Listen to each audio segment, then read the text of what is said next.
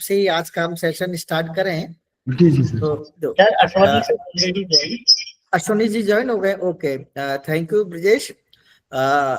हम सब के लिए बड़ा ही गर्व का विषय है कि हम सब के बीच में doctor Ashwini Mahajan ji, a great economist, और जिन्होंने पूरे भारत को एक सोशल मॉडल ऑफ इकोनॉमिक्स दिया है, स्वदेशी मॉडल ऑफ इकोनॉमिक्स हम कह सकते हैं।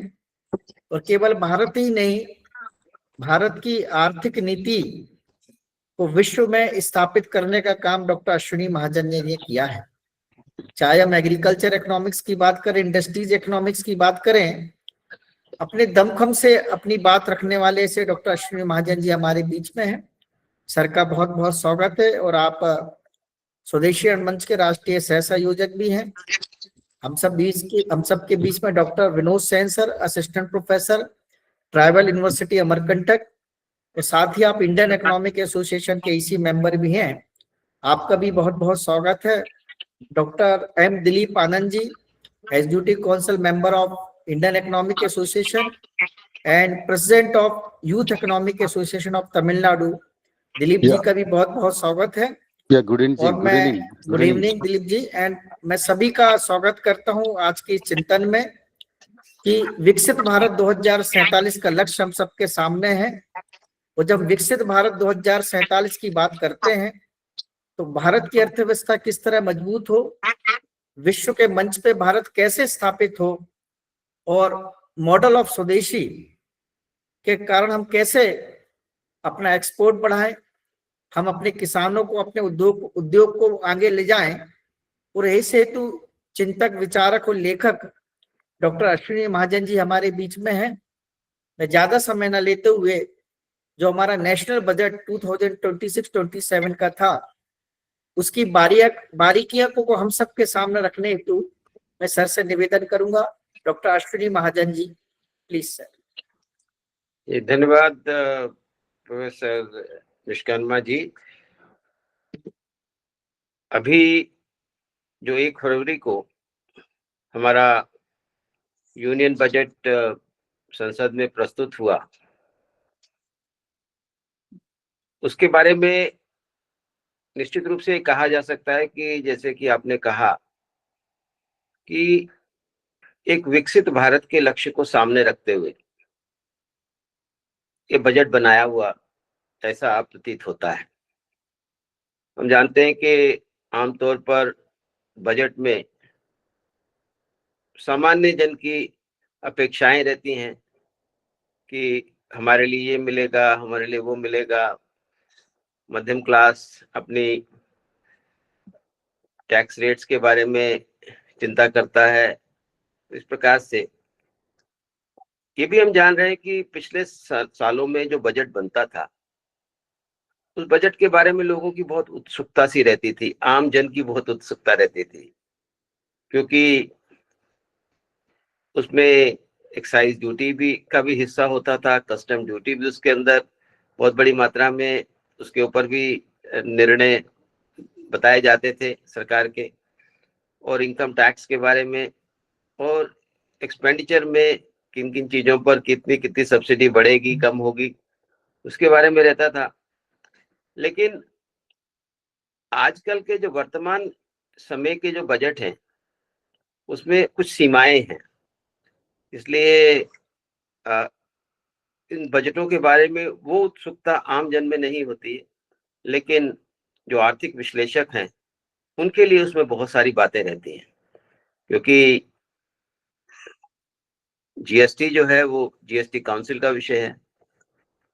एक्साइज ड्यूटी के संदर्भ में बहुत बातें, क्योंकि एक्साइज ड्यूटी लगभग खत्म हो गई है, कुछ एक उत्पादों पर एक्साइज ड्यूटी है, उसके बारे में कोई बड़े निर्णय होते नहीं हैं।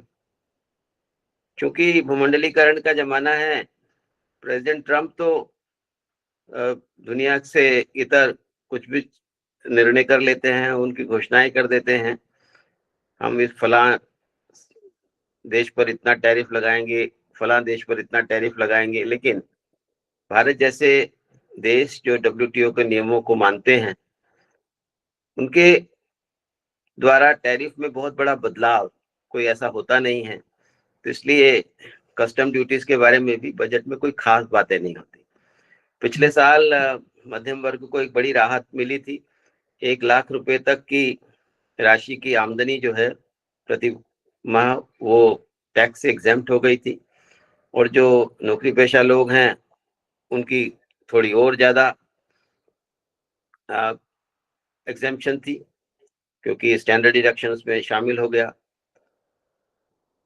तो इस बार जब बजट वित्त मंत्री ने पेश किया तो उन्होंने सबसे पहला वाक्य यही कहा कि ये पॉपुलिस्ट बजट नहीं है, ये पीपुल्स बजट है, ये लोगों का बजट है। अब इस बात को हमें डिकोड करना पड़ेगा कि ये पीपुल्स बजट कैसे बनता है। हम जान रहे हैं कि पिछले कुछ समय से निरंतर दुनिया भर में एक उथल पुथल मची हुई है। प्रेसिडेंट ट्रंप ने जो टैरिफ लगाए उसके कारण पूरी दुनिया का जो आयात निर्यात है और उसके कारण दुनिया भर के जो मैन्युफैक्चरिंग प्रोडक्शन पैटर्न है उसमें भी बहुत बड़ा बदलाव देखने को मिल रहा है, क्योंकि जो देश केवल और केवल निर्यात पर निर्भर करते हैं, जिसमें अमेरिका का बाजार एक बहुत बड़ा बाजार है, तो ऐसे में उनके प्रोडक्शन स्ट्रक्चर में भी बहुत बड़ा बदलाव आ रहा था, और भारत में भी इसी प्रकार की बातें सुनने को मिल रही थी। तो ऐसे में टैरिफ, प्रेसिडेंट टैरिफ का ट्रंप के जो टैरिफ्स हैं उसका एक बहुत बड़ी बात बजट में उसका निराकरण करना जरूरी था। दूसरा, दुनिया भर में हर जो अंतर्राष्ट्रीय आर्थिक जगत से जुड़ी हुई हर बात, उसमें बहुत बड़े बदलाव आ रहे थे, और खास तौर पर एक बड़ा बदलाव जो हमें पिछले समय में देखने में मिला, सभी प्रबुद्धजन यहाँ बैठे हैं, सब जानते हैं कि पिछले 30-35 साल का जो भूमंडलीकरण है वो रिवर्स गियर में जा रहा है। यानी जो भूमंडलीकरण इतनी तेजी से हो रहा था और हर राष्ट्र, हर देश अपने देश को दूसरे देशों के साथ इंटीग्रेट करने में, आयात शुल्कों को घटाने में, विदेशी पूंजी को बढ़ावा देने के लिए तरह तरह के उपाय अपनाने में, ये सब में लगा हुआ था हर देश। लेकिन अभी हम देख रहे हैं कि भूमंडलीकरण के प्रति सभी देशों का मोह भंग हुआ है। एक अंतर्राष्ट्रीय आयोजन होता है, वर्ल्ड इकोनॉमिक फोरम, दावोस में। इस सम्मेलन में जब सब लोग इकट्ठा आए, उसमें राष्ट्राध्यक्ष भी आते हैं, शासनाध्यक्ष भी आते हैं, उसमें बड़े बड़े कॉर्पोरेट भी आते हैं, बड़े जो जो भी नीति निर्माण से संबंधित जुड़े हुए लोग हैं वे सब उसमें शामिल होते हैं, भाग लेते हैं। और ये एक प्रकार से ये भूमंडलीकरण का, इसको कहें कि एक सेलिब्रेशन होता था, एक खुशी का इजहार होता था, और ये बातें होती थी कि कैसे दुनिया के बाजार एक हो जाएं, कैसे ग्लोबल इकोनॉमी को इंटीग्रेट किया जाए, कैसे वॉशिंगटन कंसेंसस को आगे बढ़ाया जाए, कैसे बाजार खोले जाएं, कैसे सभी देशों में जो तथाकथित आर्थिक रिफॉर्म्स हैं, जिनको लैंड लेबर रिफॉर्म्स कहते थे, जिनको इंटरनेशनल ट्रेड के रिफॉर्म्स कहते थे, जिसमें तमाम प्रकार के वो तथाकथित रिफॉर्म्स को भी उसके अंदर उसको सेलिब्रेट किया जाता था। लेकिन इस बार जब दावोस में वो सम्मेलन हुआ तो आप सब लोगों ने प्राइम मिनिस्टर कार्नी, जो कनाडा के प्राइम मिनिस्टर हैं, उन्होंने एक भाषण दिया और उन्होंने कहा, और उस भाषण का कहीं विरोध नहीं हुआ, उसी प्रकार की भाषा अलग अलग लोगों ने वहां बोली।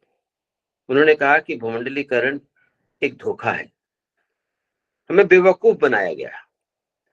जिन देशों ने हमें भूमंडलीकरण में झोंका वो अपने फायदे के लिए उन्होंने उसमें हमें झोंका, और आज वो सब लोग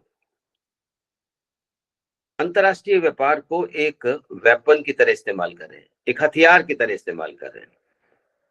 भूमंडलीकरण के जो समर्थक थे उनका सबसे बड़ा जो आर्गुमेंट होता था वो था ग्लोबल वैल्यू चेन्स का,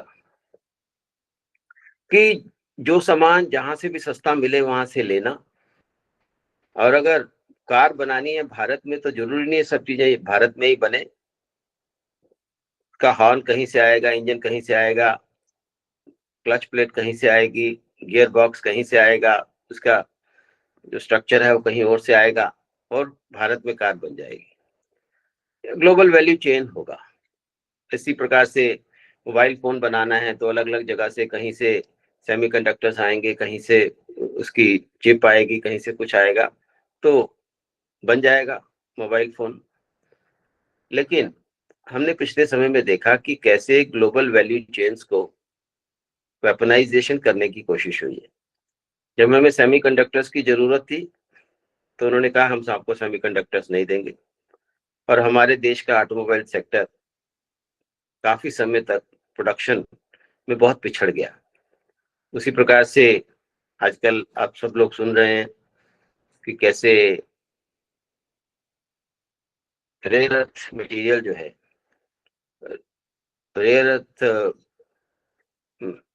के जो प्रोसेस्ड मटेरियल है वो हमारे देश को उपलब्ध नहीं हो पा रहा।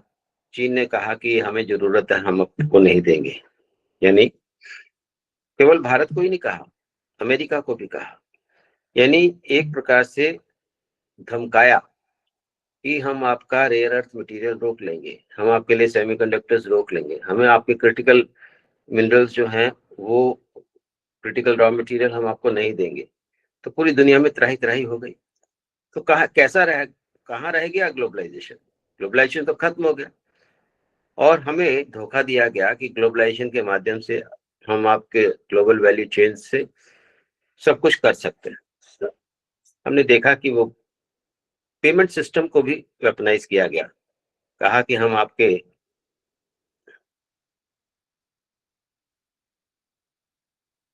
अभी एक आया है सूचना कि बजट पर बोलिए, तो भाई साहब बजट पर ही बोल रहा हूं।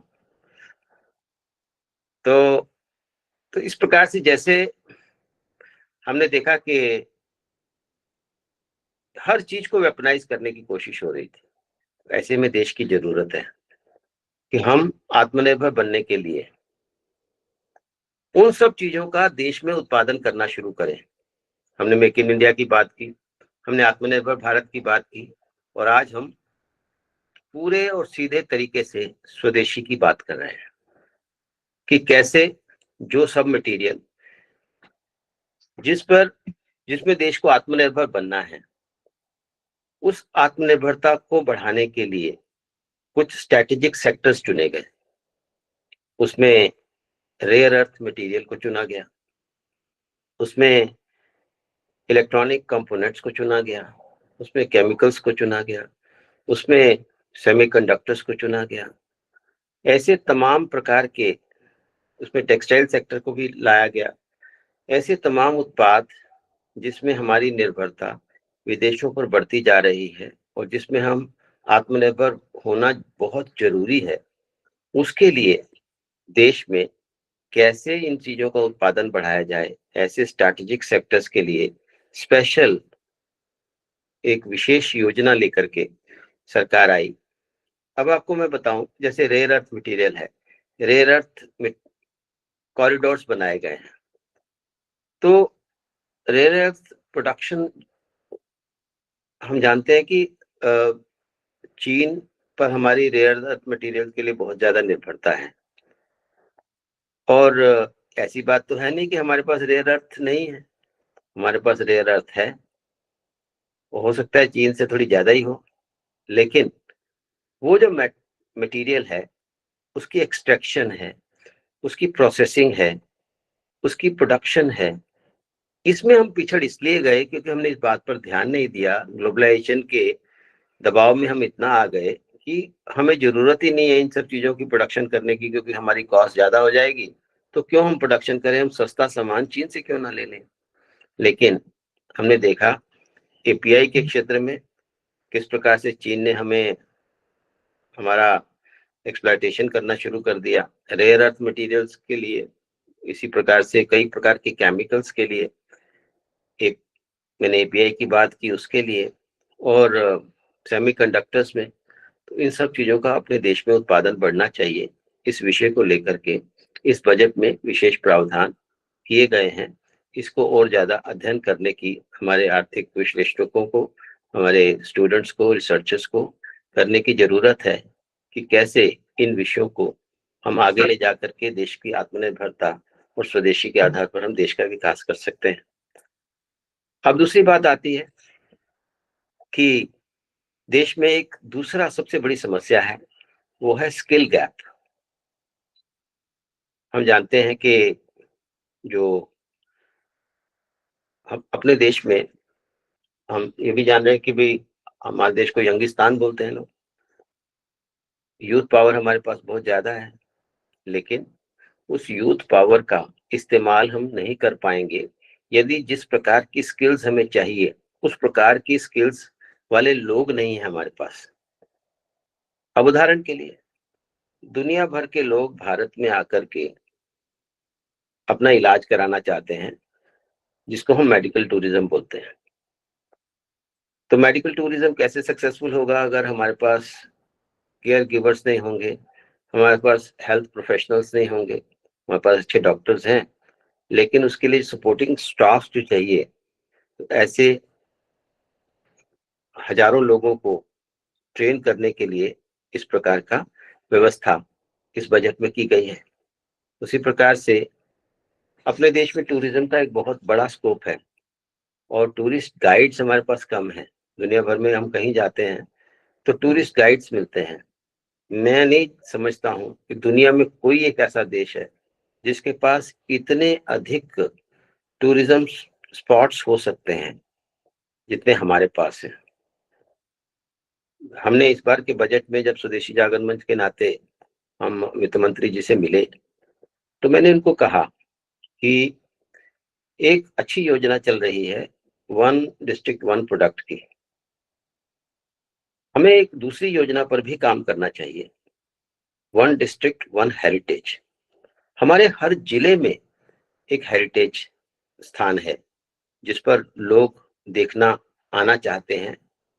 उसके लिए टूरिज्म की व्यवस्था, उसके लिए टूरिस्ट गाइड्स की व्यवस्था, उसके लिए वहां पर सुविधाओं की व्यवस्था। हम देख रहे हैं कि चाहे पटेल जी की मूर्ति हो, जब लगाई गई तो लोगों ने कहा इतनी बड़ी पटेल की मूर्ति लगाने की क्या जरूरत थी, लेकिन आज कितना टूरिज्म वहां पर हो रहा है। लोगों ने कहा कि ये श्री राम मंदिर बनाने की इतनी जरूरत क्या थी। अब आप अभी जो रिपोर्ट आई है कि कितनी बड़ी संख्या में वहां पर श्रद्धालु आए और कितना बड़ा आमदनी का वहां पर निर्माण हुआ।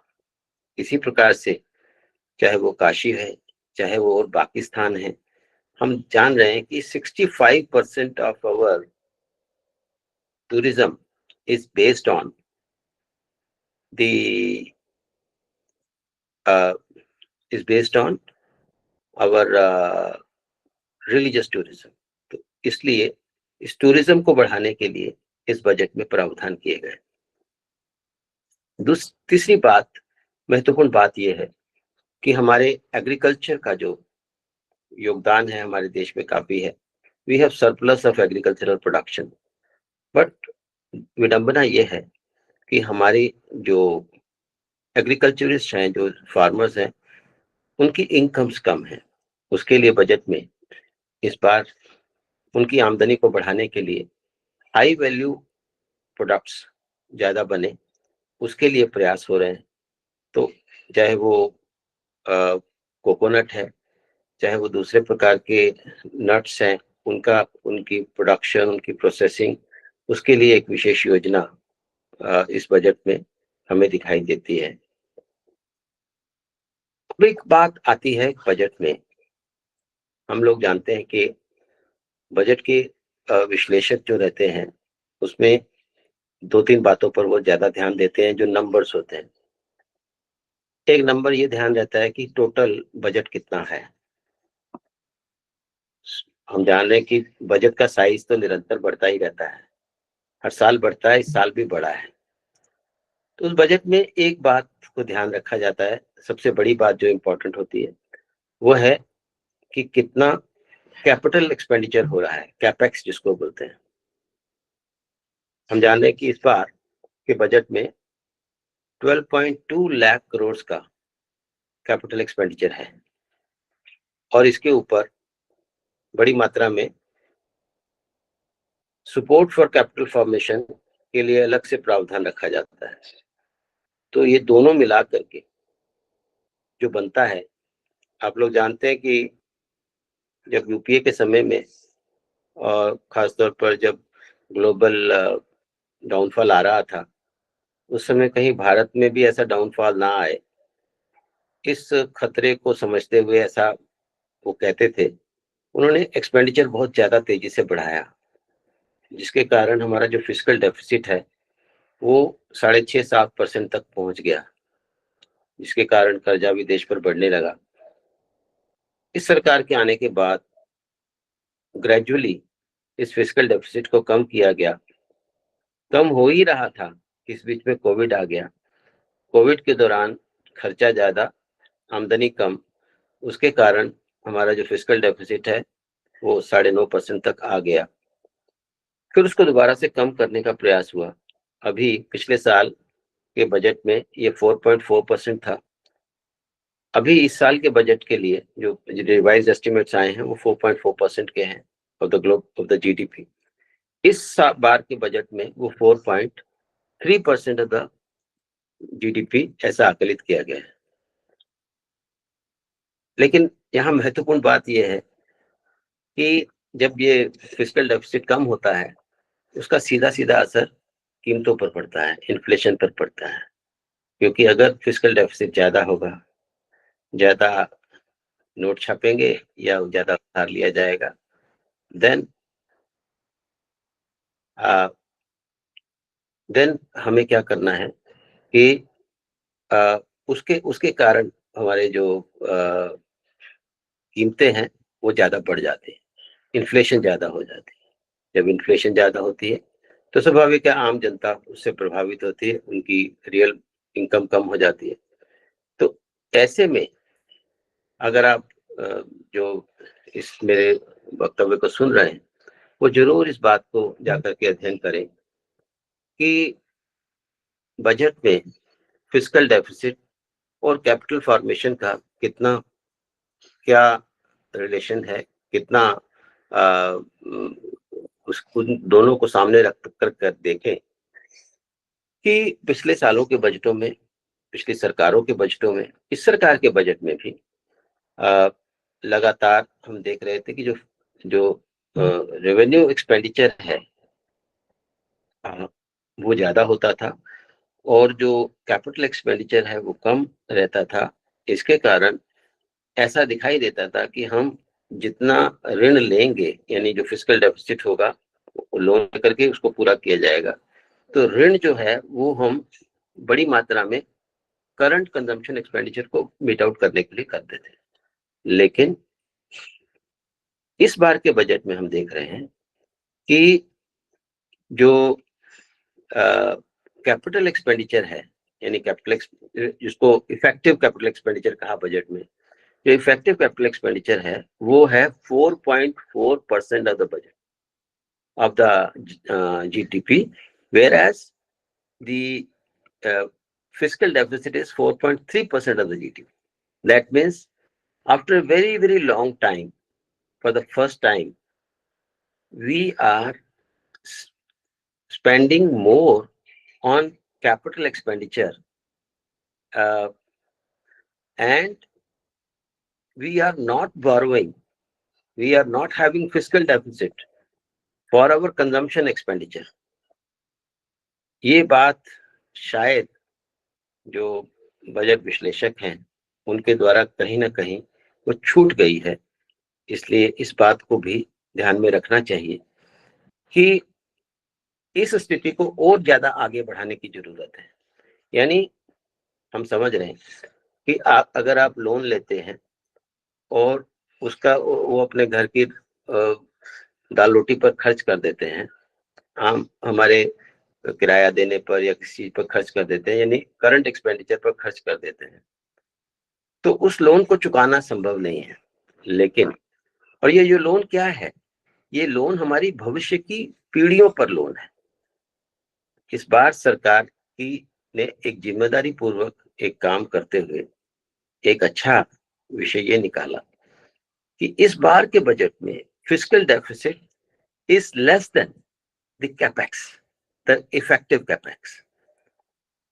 यानी आज हम भविष्य में जो लोन बढ़ा रहे हैं वो कंजम्पशन के लिए नहीं बढ़ा रहे हैं, ज्यादा विकास के लिए बढ़ा रहे हैं। उसके अगर हम ज्यादा सड़कें बनाते हैं, ज्यादा इंफ्रास्ट्रक्चर बनाते हैं, एक ये बजट से ही संबंधित बात है कि मैंने जब कहा कि विकसित राष्ट्र से के निर्माण के लिए यदि हम बजट की बात करते हैं तो उसमें सभी लोगों का कल्याण भी निहित हो।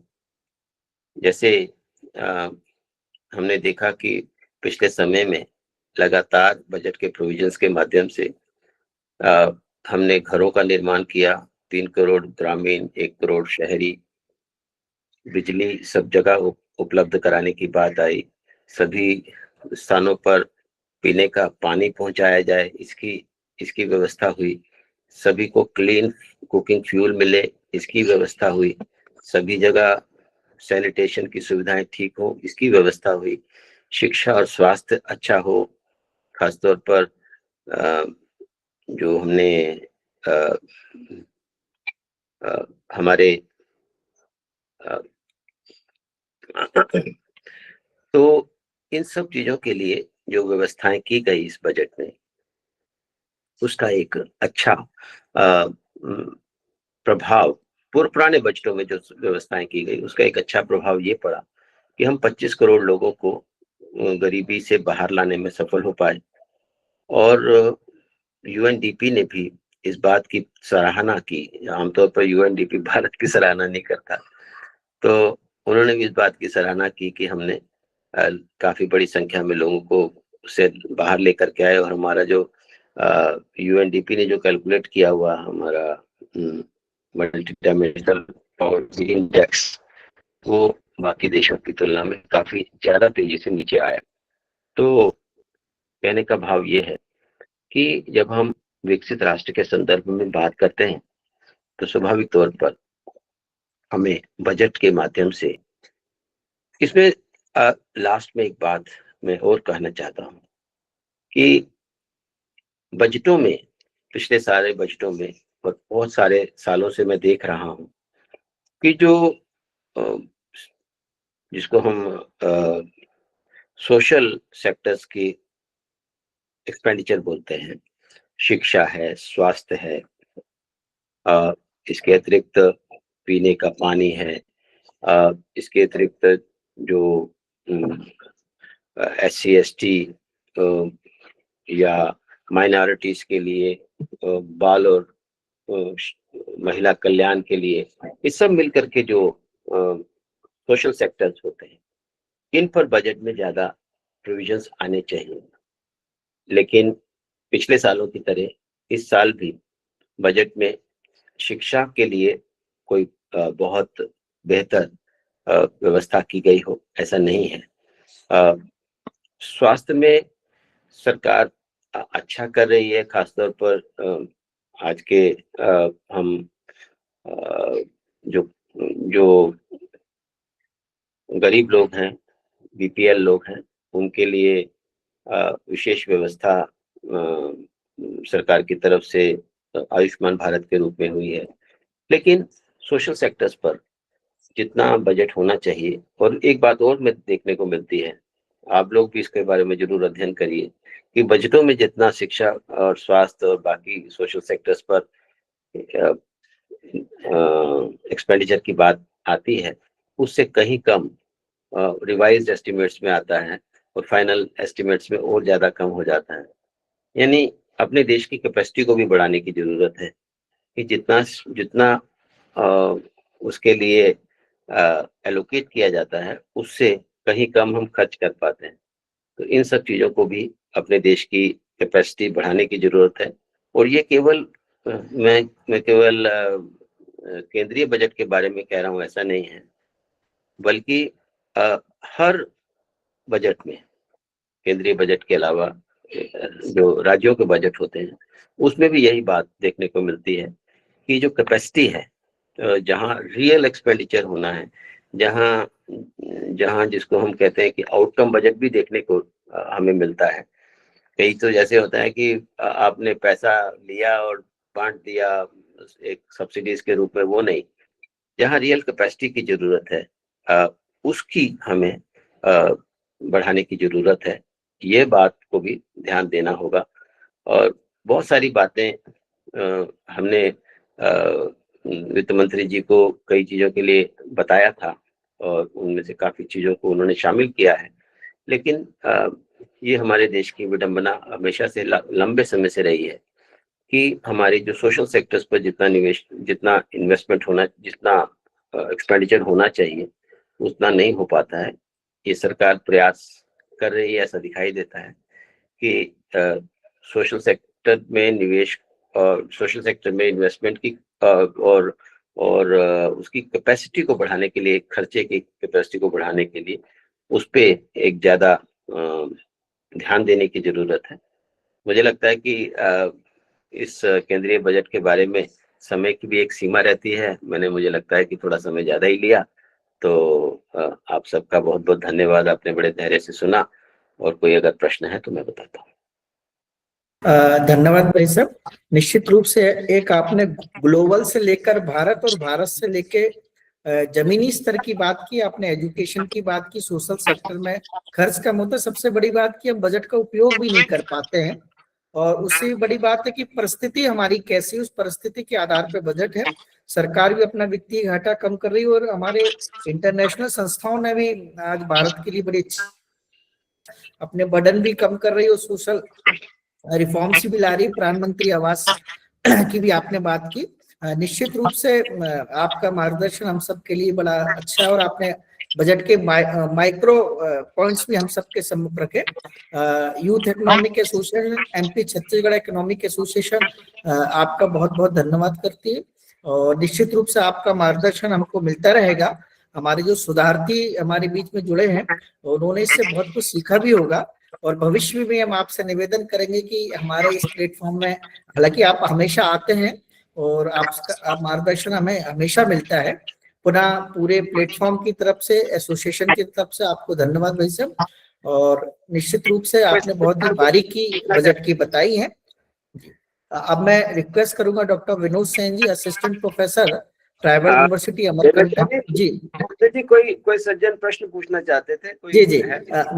मैं रिक्वेस्ट करता हूँ, प्रश्न जो पूछना चाहते हैं प्लीज अपनी वीडियो भी ऑन कर लें और अपना प्रश्न पूछ सकते हैं प्लीज। आई रिक्वेस्ट जो प्रश्न पूछना चाहते हैं अपना वीडियो ऑडियो ऑन करके। जी, Good evening, sir. Good evening. Sir, I am Dr. Preeti, TB Verma College Assistant Professor, economics से हूँ। तो सर मेरा क्वेश्चन ये है सर, एजुकेशन पे मतलब गवर्नमेंट क्यों नहीं फोकस मतलब ज़्यादा इस पे कर रही है? बजट में जैसे भी डिस्कशन हुआ है, तो एजुकेशन शिक्षा पे मतलब इतना क्यों इग्नोरेंस हो रहा है? जैसे सोशल सर्विस पे या फिर जो भी है मतलब हेल्थ पे भी ज़्यादा कर रही है, तो ये पॉजिटिव है। बट एजुकेशन में बहुत सारे शॉर्टेज मतलब किया जा रहा है, जैसे स्कॉलरशिप्स हो, मतलब बहुत सारा उसमें मतलब बजट को कम किया जा रहा है। तो ऐसी स्थिति में क्या ये देश के लिए हित में है या? देखिए, जो शिक्षा है वो तो केंद्र दोनों के अंतर्गत आती है। ये जब शिक्षा पर खर्च कम हो रहा है तो इसका मतलब ये ज्यादा तो ये कम तो नहीं हुआ है, बढ़ा तो है, लेकिन जितनी तेजी से बढ़ना चाहिए था उतनी तेजी से नहीं बढ़ा है। तो जब शिक्षा पर कम खर्च होता है, उसका कारण ये है कि हमारे जो पूरी कैपेसिटी है हमारे यूनिवर्सिटीज की, हमारे लोगों की वो कैपेसिटी कम है खर्च करने की, इस कारण से बजट वापस जाता है। जब हम देख रहे हैं कि काफी समय से ऐसा होता है कि बजट जितना दिया जाता है उससे काफी वापस जाता है। जो हमारी इंस्टीट्यूशंस ऑफ हायर एजुकेशन है उनमें सुधार की बहुत जरूरत है। हम जानते हैं कि किस प्रकार से हमारी हायर एजुकेशन की इंस्टीट्यूशन है, हम सब लोग उस क्षेत्र से जुड़े हुए लोग हैं, तो उनमें बहुत बड़े सुधारों की जरूरत है। आज हमें नए प्रकार के कोर्सेज की, जिस प्रकार से नई शिक्षा नीति, राष्ट्रीय शिक्षा नीति आई है, उसके आधार पर हमें आगे बढ़ने की जरूरत है। और लेकिन बहुत बड़ी संख्या में हमारे देश की जो यूनिवर्सिटीज हैं, कुछ यूनिवर्सिटीज ने जो नेशनल एजुकेशन पॉलिसी है उसको अडॉप्ट किया है, बाकी कई जगह पर वो अडॉप्ट नहीं हो पाई है। और ये जरूरी है कि हम ज्यादा खर्चा अपना इनोवेशन पर और R&D पर करें। उसके लिए एक तरफ जहां शिक्षा पर कम हम खर्च मान रहे हैं कि खर्च कम हो रहा है, इसका एक प्रकार का इंडिकेशन भी है कि आज हमें अपनी शिक्षा प्रणाली को बदलने की जरूरत है। आज हमारे जो शोधार्थी हैं, क्षमा करेंगे अगर आपके मन कहीं खराब हो इस कारण से, जिस प्रकार के शोध प्रोड्यूस होते हैं, क्या आप जानते हैं कि उनमें से कितने शोध देश के इंडस्ट्री के काम के होते हैं? तो इसलिए इंडस्ट्री और हमारे यूनिवर्सिटीज के बीच में इंटरफेस को बढ़ाने की जरूरत है। यूनिवर्सिटीज और इंडस्ट्री मिलकर के काम करें, और उसके लिए जो 1,00,000 करोड़ रुपए का एक प्रावधान पिछले बजट में हुआ था, जिसके अंतर्गत जो भी कोई शोध करता है, जो कोई नई R&D करता है और R&D के लिए जो काम करते हैं, उनको बिना किसी ब्याज के 50 साल के लिए लोन की व्यवस्था की गई है। इसका मतलब ये है कि ग्रांट की व्यवस्था की गई है, क्योंकि 50 साल के बाद कोई बचता नहीं है। तो वो जिस व्यक्ति ने 50 साल पहले लोन लिया होगा वो वहाँ 50 साल के बाद वो देने के लिए वहाँ है नहीं, तो इसका मतलब एक ग्रांट दी जाती है। तो इस अवसर का उपयोग करना चाहिए, और हमारे विद्यार्थी जो कन्वेंशनल मेथड से अभी भी रिसर्च करने की तरफ आगे बढ़ रहे हैं, उनको नोवेल आइडियाज के साथ, बड़े बेहतर आइडियाज के साथ आगे बढ़ना चाहिए। और जो सरकार की जो R&D को बढ़ाने की जो नीति है, हम जान रहे हैं कि एक जमाना था 2013-14 में मात्र 4,000 पेटेंट ग्रांट किए गए थे। 2024-25 में यह संख्या 1,04,000 हो गई थी। लेकिन इस संख्या को हम 1,00,000 को 10 लाख तक कर सकते हैं। उसके लिए हमारे युवा तैयार हैं। उनको केवल और केवल उनको दिशा देने की जरूरत है। कैसे जो पहले से सरकारी प्रावधान आए हैं R&D के लिए, और इसके साथ ही साथ जो निजी क्षेत्र के बहुत बड़ी संख्या में हमारे शिक्षा संस्थान हैं, उन शिक्षण संस्थानों को भी रेगुलेट करने की जरूरत है, ताकि आम विद्यार्थी वहां पर पढ़ सके और आम व्यक्ति तक शिक्षा की सुविधा सुलभ हो सके। इस सब काम को आगे बढ़ाने की जरूरत है। सरकार को भी इस विषय में और ध्यान देना पड़ेगा, देना चाहिए। लेकिन मैं इस बात के लिए सरकार की सराहना भी करूंगा कि उन्होंने R&D के लिए 1,00,000 करोड़ रुपए का जो प्रावधान रखा है, ये वास्तव में एक बहुत बड़ा कदम है, जिसका उपयोग हम करके देश और समाज के लिए एक बड़ा परिवर्तन ला सकते हैं।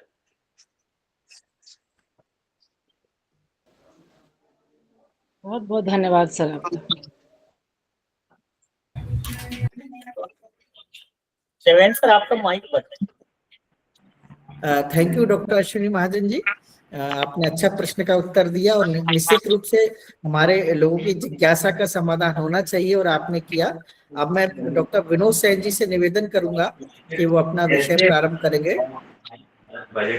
डॉक्टर विनोद सेन जी। बहुत बहुत धन्यवाद डॉक्टर।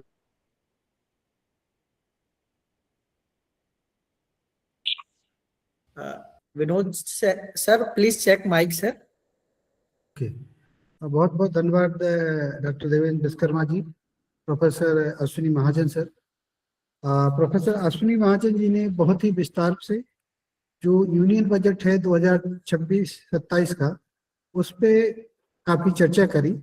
अब चूंकि ये जो एमपी छत्तीसगढ़ द्वारा है, वो मुझे जो देवेंद्र जी ने जो जिम्मेदारी दी है कि आपको मध्य प्रदेश के बजट पे बोलना है, और खास करके मुझे थोड़ा जो शिक्षा या कौशल विकास के ऊपर थोड़ा सा मुझे अपनी बात को रखना है।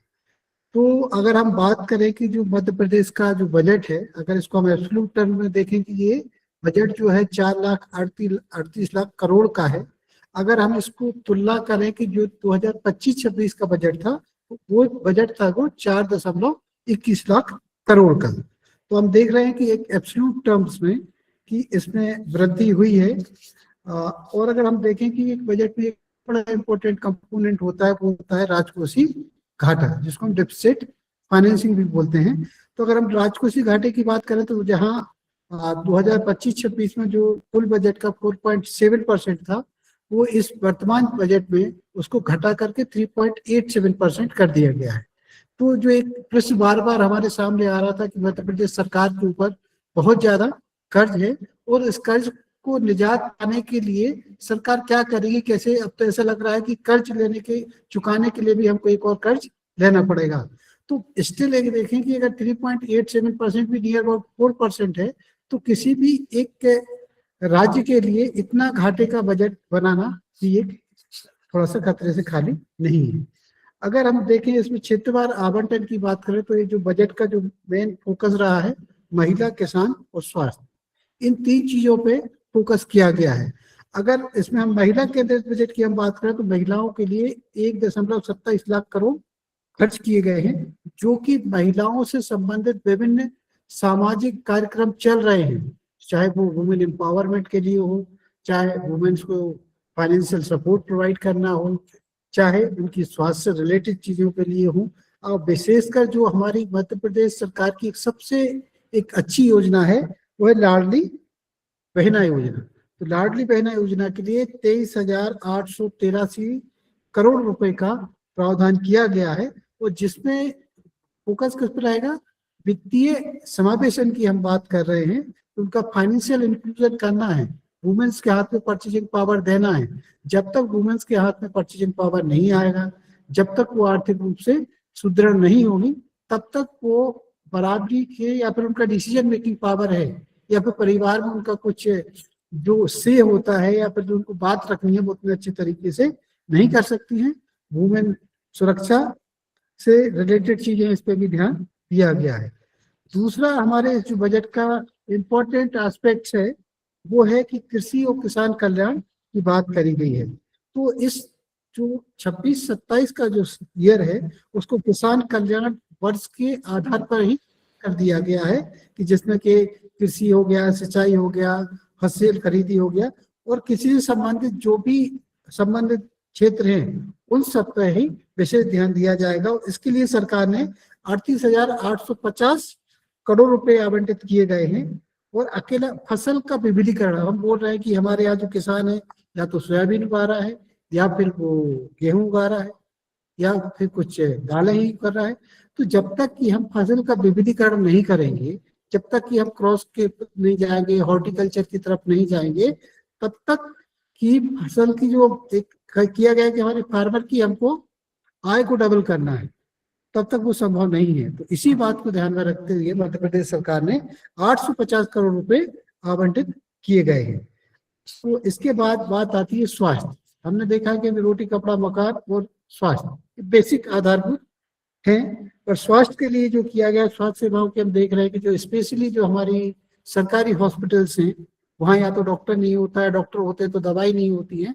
तो स्वास्थ्य का जो इंफ्रास्ट्रक्चर है, उसकी जो बेसिक नीड्स हैं, उसको तो ऊपर ध्यान देने के लिए बोला गया है कि हम 23,000 करोड़ रुपए आवंटित किए गए हैं, जिसमें नए अस्पताल हो गए, मेडिकल कॉलेज की स्थापना की जाएगी।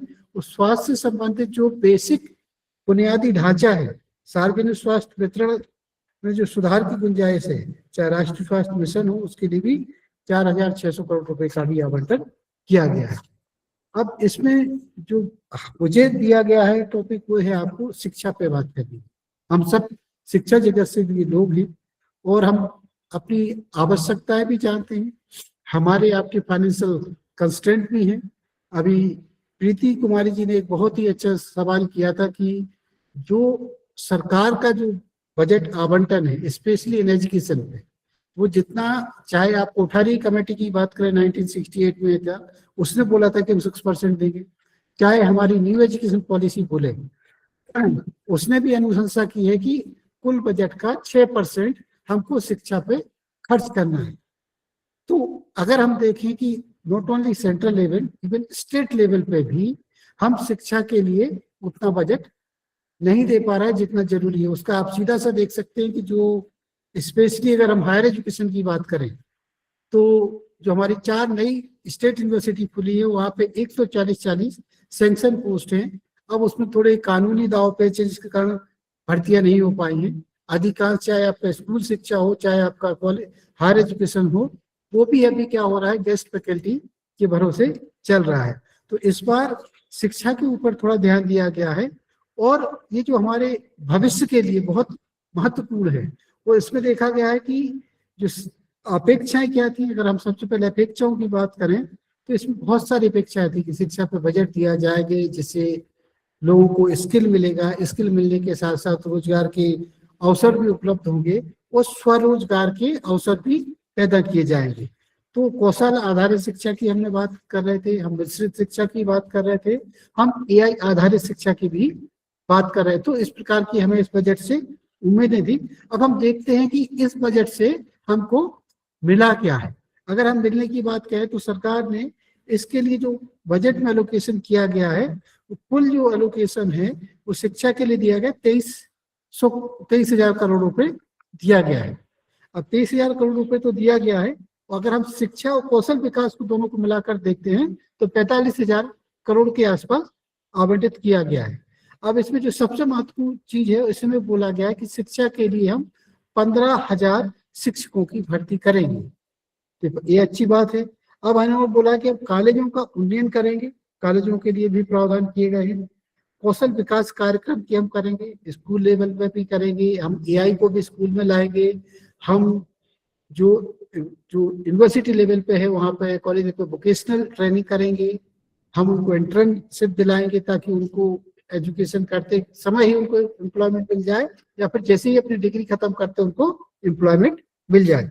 इसी के बाद बात ही उद्यमिता एवं स्वरोजगार, जो एक सबसे बड़ी समस्या है। क्योंकि अगर हम देखें कि हमारे जो प्रदेश में, ना कि प्रदेश में, देश भर में, कि इसमें जो दिक्कत है कि हमारे यहाँ हायर एजुकेटेड अनएम्प्लॉयमेंट बहुत ज्यादा है। एजुकेटेड एम्प्लॉयमेंट की अगर हम बात करते हैं तो बिटवीन 10 से 20% तक आता है। क्योंकि यूजी पीजी करने के बाद हमारे जो युवा हैं वो ऐसे व्यवसाय में नहीं करना चाहते, ऐसा काम नहीं करना चाहते कि जो उनकी एजुकेशनल क्वालिफिकेशन से मैच नहीं करते हैं। और इसी के साथ साथ उन्होंने बोला गया कि हमारे यहाँ औद्योगिक और प्रौद्योगिकी पार्क का निर्माण किया जाएगा जो कि युवाओं के लिए रोजगार बढ़ाने में मदद करेगा। अब छात्रों के लिए भी वित्तीय सहायता की बात की गई है जिसमें समग्र शिक्षा पे 5,649 करोड़ किया जाएगा। जो हमारे यहाँ पीएम श्री स्कूल जो खुले हैं जिनको बहुत ही अभी चर्चा में भी चल रहा है, उसके लिए भी 530 करोड़ रुपए का प्रावधान किया गया है। इसी प्रकार से एक स्पेशल कंपोनेंट है कि जो हमारे सोशल कंपोनेंट के उसमें भी आता है, जो हमारे गरीब बच्चे हैं जिनके पेरेंट्स की इनकम ज्यादा नहीं है, जो अफोर्ड नहीं कर सकते हैं, तो ऐसे बच्चों के लिए 986 करोड़ रुपए स्कॉलरशिप के लिए भी आवंटित किए गए हैं। स्कॉलरशिप भी दी जाएगी, उनको आवास की व्यवस्था भी दी जाएगी और निःशुल्क पाठ्य पुस्तक योजना। क्योंकि कुछ बच्चे जो हैं, स्पेशली अगर हम ट्राइबल एरिया की बात करें, ग्रामीण क्षेत्रों की बात करें, वहाँ पेरेंट्स के पास इतना पैसा नहीं होता है कि वो अपने बच्चों के लिए पाठ्य पुस्तक क्रय कर सके। तो सरकारी स्कूल में के माध्यम से जो अप टू 8th तक जो है उनको जो है कि पाठ्य पुस्तक दिया जाता है, फ्री में दिया जाता है। उसके लिए भी मध्य प्रदेश सरकार ने 100 करोड़ का प्रावधान किया गया है ताकि ऐसा ना हो कि कोई बच्चा जिसके पास पैसा ना हो तो वो पुस्तकों से वंचित रह जाए। इसी के साथ एक और इम्पोर्टेंट कंपोनेंट है कि हमारे बच्चे स्कूल तक पहुंचेंगे कैसे। क्योंकि अभी एक रिपोर्ट आई है कि मध्य प्रदेश सरकार में करीब बहुत सारे स्कूल जो है सरकारी स्कूल बंद कर दिए गए हैं। क्यों बंद कर दिए गए हैं? क्योंकि वहां पे टीचर शिक्षक रेशियो मैच नहीं कर रहा था। धीरे धीरे जो बच्चों की संख्या उसमें बड़ी कम हो रही थी। या तो बच्चे प्राइवेट संस्थाओं तक जा रहे हैं या फिर वो रिमोट में स्कूल है तो कुछ स्कूलों को बंद भी किया गया। तो बच्चे आसानी से स्कूल तक पहुंच सके उसके लिए 210 करोड़ रुपए का प्रावधान किया गया है। और मेधावी छात्रों में ताकि एक कंपटीशन हो जिसमें बोला गया है कि जैसे बच्चे जो कि 85% से ज्यादा बोर्ड क्लास में लाएंगे उनके लिए क्या किया जाएगा, उनको फ्री लैपटॉप दिया जाएगा। तो फ्री लैपटॉप के लिए 94,300 लैपटॉप जो है कि वितरित किए जाएंगे मेधावी छात्रों के लिए। इसी के साथ साथ अगर हम देखें कि इसमें एक और बड़ा पहलू जो आया है, ये जो बढ़ा हुआ आवंटन है जो कौशल विकास और युवाओं को सशक्त बनाने में किया जाएगा। इसके अलावा हम देखते हैं कि इसमें कुछ चिंता के क्षेत्र भी हैं, जैसे कि कार्यान्वयन की बहुत ज्यादा चुनौतियां हैं। युवाओं को इस बात की चिंता व्यक्त की जा रही है कि जो पिछली घोषणाएं जो बजट में की गई थी वो तो पूरी नहीं हुई है। नए बजट की जो रोजगार संबंधी जो घोषणाएं हैं क्या वो धरातल पर सही उतरेंगी? और इन योजनाओं में जो लोक लुभावन योजनाओं पर ध्यान अधिक दिया गया है, जिसमें अभी एक कमेंट भी आया है कि जो फ्री बीफ दी जा रही है कि लोगों को जो फ्री में बांटा जा रहा है लोगों को, मतलब सरकार अपना वोट बैंक के तौर पे यूज करने के लिए वो कर रही है। तो इसका भी क्या उनको फ्री में ना दे करके क्या उनको सिलाई मशीन नहीं दे सकते या उनको कोई ऐसा औजार नहीं दे सकते कि जिससे कि वो अपने स्वरोजगार हो? वन टाइम आप उनको महीने ना दे करके जिनको जितना आप उनको साल भर में दे रहे हैं या 2 साल में दे रहे हैं उनको वन टाइम आप फाइनेंशियल असिस्टेंस दे दीजिए और उनको अपने पैर पे खड़ा कर दीजिए। कुछ जो आलोचक हैं उन्होंने ऐसी भी आलोचना करी है। तो इसमें जो हम देखते हैं कि पर्याप्त वित्तीय आवंटन और कई नई पहलें की गई हैं जिसमें हमें शिक्षक भर्ती, कौशल विकास, उद्यमिता प्रोत्साहन, 3 चीजें हैं जो काफी अच्छी सराहनीय है। और इसके साथ साथ कुछ और भी चीजें हैं पर इसमें कुछ हमारी लोगों की कुछ संस्थाएं भी हैं। जो संस्थाएं जो है कि वो बोल रहे हैं कि शिक्षक जो करिए ये 515,000 जो शिक्षक बोले गए वो शिक्षा के लिए पर्याप्त नहीं है। अभी भी जो गैस सिस्टम चल रहा है तो उसको बढ़ाया जा सकता था। अब इसमें शिक्षक तो बोले हैं पर शिक्षक की ट्रेनिंग कैसे होगी, उनका स्किल डेवलपमेंट कैसे होगा, ऑन जॉब ट्रेनिंग कैसी होगी, इसके भी ऊपर कोई ध्यान चाहिए था। स्कूल के बुनियादी ढांचे की तो बात की गई है पर स्कूल में ड्रिंकिंग वाटर का क्या प्रोविजन है इस छात्राओं के लिए टॉयलेट की फैसिलिटी है उसके ऊपर भी कुछ दिया जाना था। डिजिटल शिक्षा के ऊपर ज्यादा जोर नहीं दिया गया है क्योंकि अभी एआई का जमाना है और एआई में डिजिटल शिक्षा ऑडियो वीडियो के माध्यम से बच्चों को या फिर जो अभी जो बोर्ड जैसे प्रोग्राम आए हैं गूगल ने अपना निकाला है कि इसमें बच्चे इंटरेक्टिव वे में जाकर के भी अपना वो बात कर सकते थे। इसमें एक और जो है कि आवंटन तो किया गया है और कोई नया कर नहीं लगाया गया है, परंतु जो महंगाई बढ़ गई है, जो चीजें कुछ लोगों के पहुंच से बाहर हो रही, स्पेशली महिलाओं को घर चलाने में मुश्किल हो रही है, तो महंगाई से क्या राहत मिलेगी, वो कैसे राहत मिलेगी, इस पर ज्यादा चर्चा नहीं की है। पर ओवरऑल हम देखते हैं कि ये बजट जो है किसानों के लिए, महिलाओं के लिए, स्वास्थ्य क्षेत्र के लिए तो बहुत अच्छा है। परंतु जो शिक्षा क्षेत्र पर मुझे जो बोलना था, मुझे अभी भी लगता है कि इसमें और भी ज्यादा बजट दिया जा सकता था कि उसमें जो देखें, अगर हम देखें एक तरफ जो संहस्त जैसा एक इवेंट है उसके लिए तो 13,800 करोड़ रुपए दिए गए हैं जो शिक्षा का लगभग के आसपास ही है। तो अगर आप एक इवेंट के लिए देते हैं तो आपका जो primary education, middle education, college है, यूनिवर्सिटीज हैं, इसके लिए तो डेफिनेटली जो हमारा गोल है कि हमारे बजट का एक सिग्निफिकेंट पोर्शन, मिनिमम 6% पोर्शन जो है हमारा एजुकेशन के लिए होना चाहिए, तो वो शायद उतना दिखाई नहीं दे रहा है। इसी के साथ मैं अपनी बात समाप्त करता हूँ। अगर किसी पार्टिसिपेंट का कुछ क्वेश्चंस है तो I will be happy to answer. Please I request, अगर किसी का कोई क्वेश्चन है तो प्लीज आप क्वेश्चन कर सकते हैं। फर्स्ट आप अपना कैमरा ऑन करके प्रश्न करिएगा।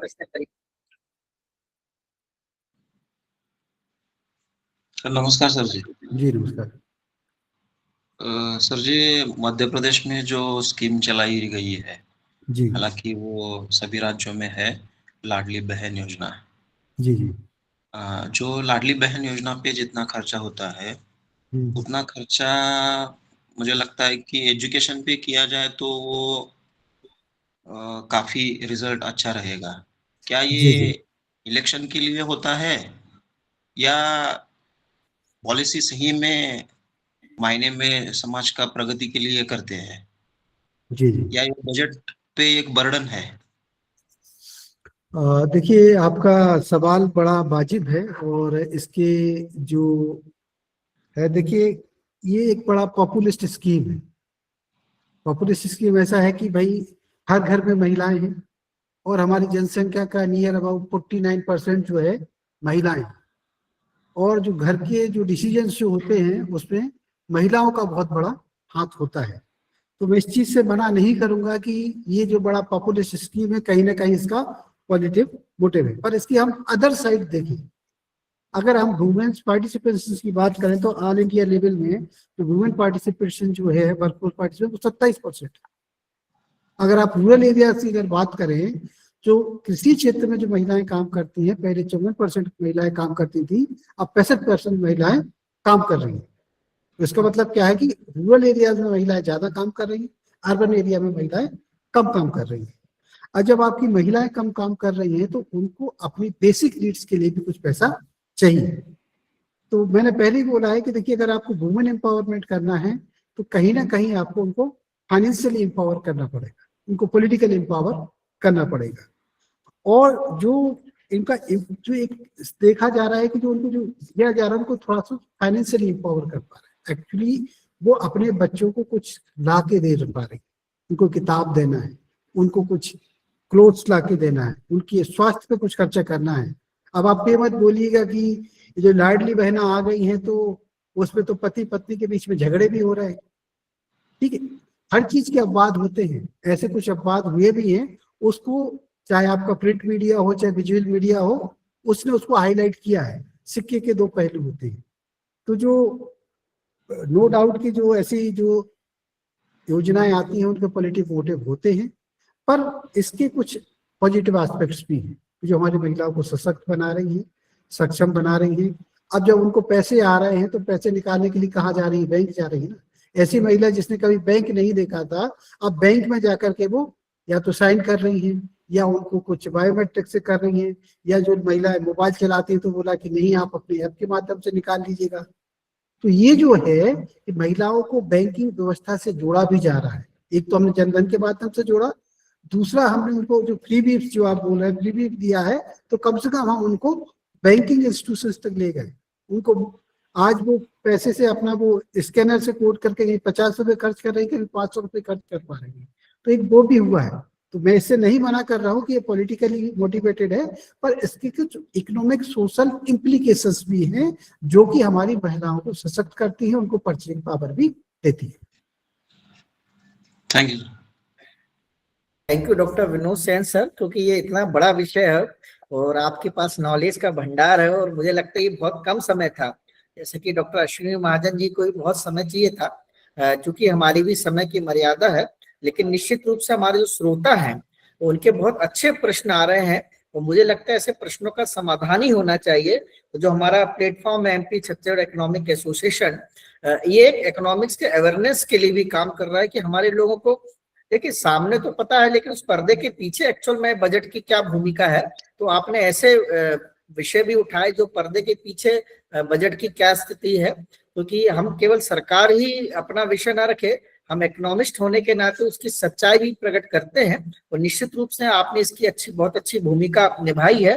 क्योंकि समय की मर्यादा थी विनोद जी, इसलिए मैं थोड़ा समझ चाहूंगा। और निश्चित रूप से आपका बहुत अच्छा विषय था और आपने बहुत ही बारीकी बजट की रखी है और आने वाले समय में हम आपका और लाभ लेंगे। हमारे स्कॉलर्स, हमारे जो प्रोफेसर जुड़े हुए हैं वो आपसे और सीखेंगे।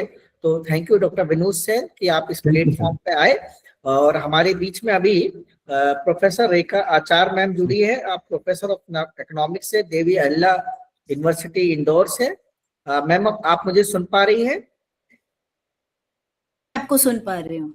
या मैम, आपका MP social science and management welfare association, youth economic association, MP CG economic association आज के इस प्लेटफॉर्म पे स्वागत करता है। निश्चित रूप से एक महिला होने के नाते इस बजट की बारीकी और एक अच्छे इकोनॉमिस्ट आज मैम का पूरे इंडियन लेवल पे नाम है और बहुत हार्ड वर्किंग मैम है, बड़ी उपलब्धि मैम के पास है।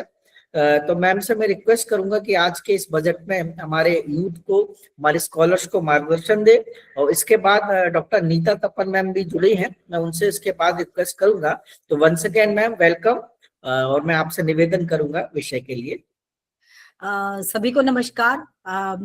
सबसे पहले तो इस डिजिटल प्लेटफॉर्म के माध्यम से सबके बीच में जुड़ने के लिए और मुझे जोड़ने के लिए देवेंद्र विश्वकर्मा जी का बहुत बहुत धन्यवाद।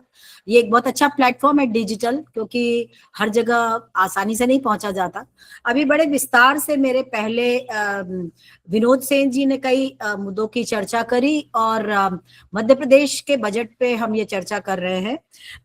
यदि और जैसे विश्वकर्मा जी ने बोला था कि आप किस एरिया में बोलना चाहेंगी, तो मैं मेनली इसके रूरल एस्पेक्ट पे फोकस करना चाहूंगी, मध्य प्रदेश पे, क्योंकि मध्य प्रदेश के कुल पॉपुलेशन का एक बहुत बड़ा जो तबका है वो हमारी जनजाति पॉपुलेशन है। तकरीबन 21% जो आबादी है हमारी, जो जनजातीय क्षेत्रों में निवास करती है। और न केवल वो जनजातीय क्षेत्रों में निवास करती है, पर वहां पर अभी तक कई सारी मूलभूत सुविधाएं, इंफ्रास्ट्रक्चर की वहां बहुत सारी कमी दिखाई देती है हमको। और हमको देखने में आता है कि जो मतलब ये जो क्षेत्र हैं, है ना, इनमें न केवल स्वास्थ्य सेवाओं की या एजुकेशन सेक्टर की कमी है, बल्कि कई सारी ऐसी सुख सुविधाओं की भी कमी है जो वाकई में इस मध्य प्रदेश जैसे बड़े राज्य के लिए, जैसे इसका भौगोलिक क्षेत्र बहुत बड़ा है और उसमें भौगोलिक क्षेत्र बड़ा होने के साथ में ही यदि आप देखें तो एक बहुत प्रमुख बात यह है कि यहाँ पे जो एजुकेशन का लेवल है ना, वैसे तो दिनों दिन बढ़ता जा रहा है और एजुकेशन में मध्य प्रदेश भी बहुत तेजी से अग्रणी भूमिका निभा रहा है। और जैसे हमारे शिक्षा और नवाचार में भी कई जो हमारी स्टेट यूनिवर्सिटीज लगी हुई हैं, हमारे पास में आईआईटीज हैं, आईआईएम्स हैं, लेकिन वहां तक अभी तक इन तबकों की पहुंच काफी कम है। विनोद सेन जी ट्राइबल एरिया से, ट्राइबल यूनिवर्सिटी को बिलोंग करते हैं और आपने देखा कि वो ट्राइबल एरिया में जब आप जाइए तो आपको दिखाई देता है कि वहां पर अभी भी कई सारी, जैसे परिवहन जैसी सुविधाएं, इंफ्रास्ट्रक्चर की सुविधाएं, यातायात के साधन बहुत कम हमको देखने मिलते हैं। तो मध्य प्रदेश सरकार ने इस पूरे बजट में इंफ्रास्ट्रक्चर और कुछ ऐसे की एरियाज पे फोकस करने की कोशिश करी है।